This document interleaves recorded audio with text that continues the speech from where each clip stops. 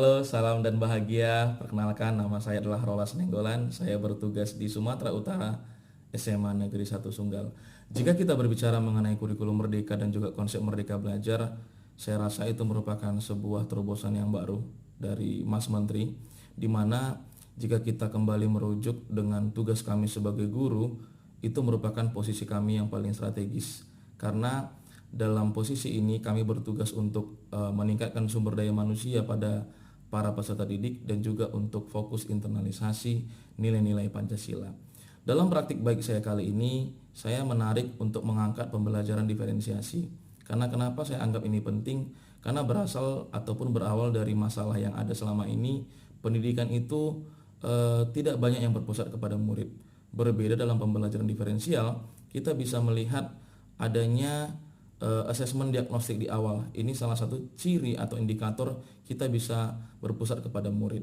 Nah, dalam asesmen diagnostik ini kita nanti akhirnya bisa melihat nih bagaimana cara mereka ataupun bagaimana tipe mereka belajar, apakah auditori, visual maupun kinestetik.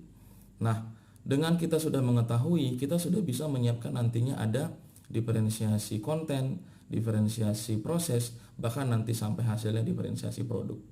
Nah, adapun hal penting lainnya adalah ketika saya melakukan refleksi setelah melakukan pembelajaran ini, saya melihat respon yang baik dan positif dari peserta didik, di mana mereka merasa ada perubahan ke arah yang lebih baik. Nah, dalam pembelajaran diferensial ini ataupun kurikulum merdeka, satu hal yang penting adalah kita melakukan kolaborasi. Bagaimana kita bisa selalu berbagi praktik baik dan juga membangun interaksi dengan Bapak Ibu guru yang lainnya, berbagi ilmu bersama dengan Bapak Ibu guru yang lainnya, dan itu merupakan penerapan kurikulum merdeka. Bagaimana praktik baik yang saya lakukan? Mari kita. Pagi. Pagi. Pagi, Pak. Gimana keadaannya, sehat? Sehat. Oke, sebelum kita mulai, silakan ketua kelas silakan. Berdiri. Sebelum kita mulai proses belajar mengajar, mari kita berdoa menurut agama dan kepercayaan kita masing-masing. Berdoa dimulai. Kepada Bapak Guru beri hormat. Kita akan belajar lagi materi yang baru. Tapi sebelum saya mulai nih, Sekretaris Ella udah hadir semua? Minggu lalu kita udah belajar mengenai konsep itu apa kelompok dengan si pengelompokan sosial. Sebelum kita nanti lanjut ke ragam kelompok, kita harus ingat dulu. Saya mau ulangi lagi deh. Ada yang ingat nggak apa itu kelompok, apa itu pengelompokan? Ada yang bisa jawab nggak? Adalah gabungan dari beberapa individu kategorikan dari beberapa individu karena memiliki ciri khas atau karakteristik tertentu. Pak teman-teman. Terima kasih Geraldine. Kita hari ini akan membahas TP yang 3 lagi ya. Yang pertama itu mendeskripsikan proses pembentukan kelompoknya. Yang ketiga menganalisis perkembangan kelompoknya, dan terakhir nanti menjelaskan ragam kelompok. Share ke sekretaris ada link yang diisi. Link itu adalah untuk mengetahui tipe belajar itu yang bagus itu gimana ya. Kalau yang dia menjawab auditori mana? Dia tuh mendengar. Ini. Oke, berarti yang ini kinestetik. Nah, dengan saya tahu bagaimana cara belajarmu, biasanya akan memudahkan saya untuk memberikan bahan yang berbeda juga, sehingga nanti belajar itu lebih cepat. Dan ada 2 bahan belajar yang berbeda.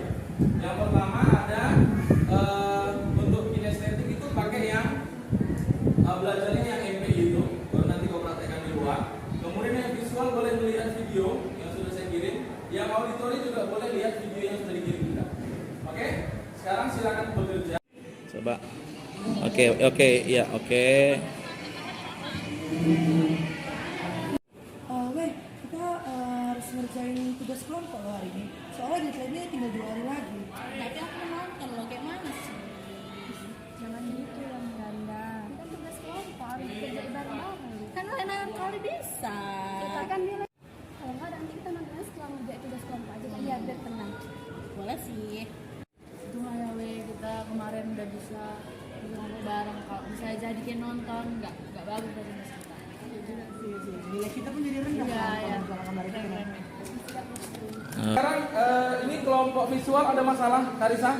Enggak Pak, Nggak ada masalah ya? Berarti auditori aman? Mana videonya? Aman? Coba dibuka dulu videonya. Ayam. Tupai. Ikan. Angsa.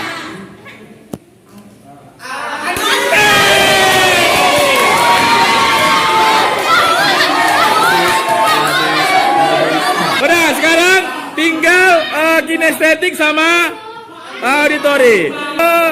Marmut.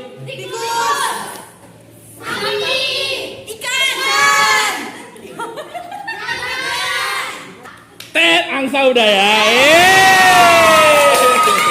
Selamat. Pagi semuanya.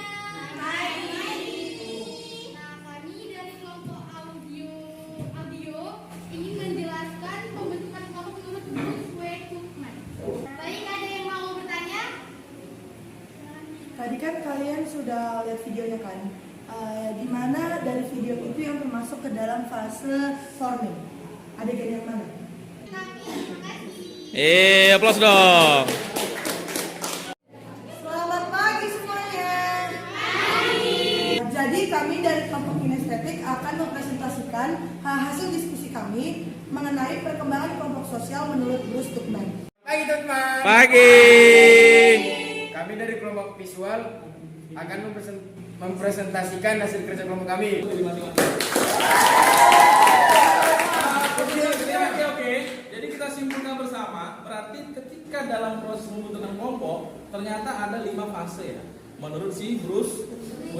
Cookman. Dari yang pertanyaan? Siap. Sekarang kita evaluasi pakai Kahoot. Udah pernah main pakai Kahoot nggak? Ini siapa udah? Udah, Pak. Oke. Dinda.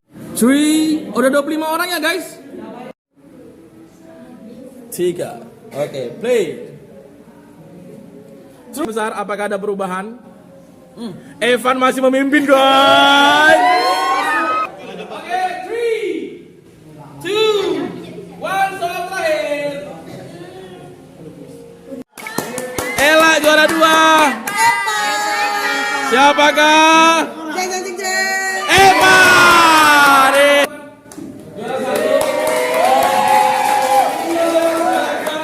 Diri dong, Pak. Juara 2. Oke, juara 3 siapa?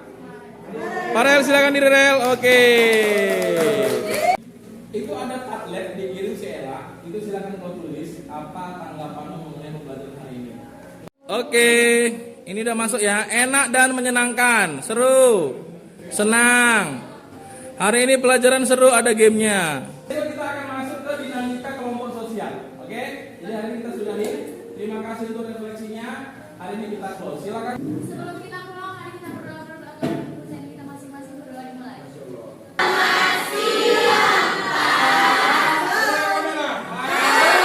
Di sini saya akan memberikan refleksi mengenai pembelajaran yang sebelumnya sudah kami lakukan bersama Bapak Rolas Nenggolan. Yang pertama, refleksi pembelajaran dengan menggunakan metode diferensiasi. Tentu saya sangat setuju dengan metode ini karena setiap murid memiliki gaya belajar yang berbeda-beda. Dengan metode ini, setiap murid dapat belajar dengan gaya belajarnya sendiri, seperti gaya belajar audio, gaya belajar visual, dan gaya belajar kinestetik. Saya sendiri termasuk ke dalam gaya belajar kinestetik. Yang kedua, refleksi mengenai pembelajaran dengan menggunakan Kahoot. Saya sangat suka dan senang sekali dengan pembelajaran ini. Karena dengan pembelajaran ini, murid-murid tidak gampang merasa bosan dan murid-murid tuh memacu adrenalin untuk melakukan dan menjawab pertanyaan-pertanyaan yang sudah disiapkan oleh guru. Hai guys, perkenalkan aku Geraldine Putri Nababan. Aku dari SMA Negeri 1 Sunggal.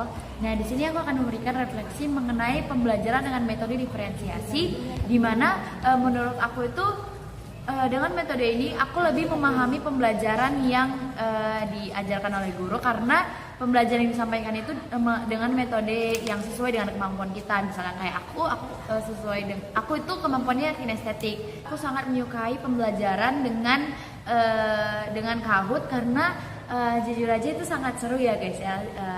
Kita juga bisa belajar dari sana, kita juga bisa lebih memahami pembelajaran yang telah kita pelajari.